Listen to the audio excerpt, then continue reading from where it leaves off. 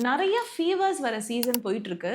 So எல்லா ஃபீவரை பார்த்து நம்ம பயப்பட வேணாம். I'm going to teach you how to deal with your child's fevers. குழந்தைக்கு ஃபர்ஸ்ட் டே ஆஃப் ஃபீவர் ரொம்ப அதிகமாக இருக்கு, போக போக படிப்படியாக கம்மியாகுது. 3 டேஸ்க்கு மேலே ஃபீவர் இல்லைன்னா 90% of the time this is a viral fever.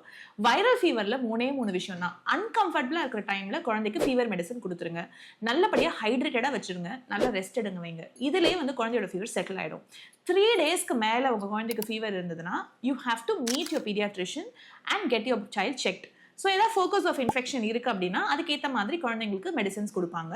இல்லை பிளட் டெஸ்ட் ஏதாவது தேவைப்படலாம். 4 or 5 டேஸ்க்கு மேலேயும் ஃபீவர் இருக்குன்னா please get the blood test from the doctor.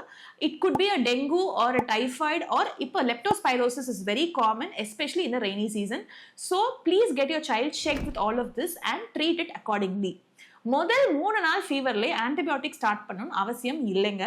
Over the counter ஆன்டிபயோட்டிக்ஸை கம்ப்ளீட்டாக அவாய்ட் பண்ணிக்கோங்க. இல்லைனா உங்களுக்கு தெரிய வேண்டிய டயக்னோசிஸ் டிலே ஆகிறதுக்கும் சான்சஸ் இருக்கு. Hope this helps, and for more such content hit the follow button.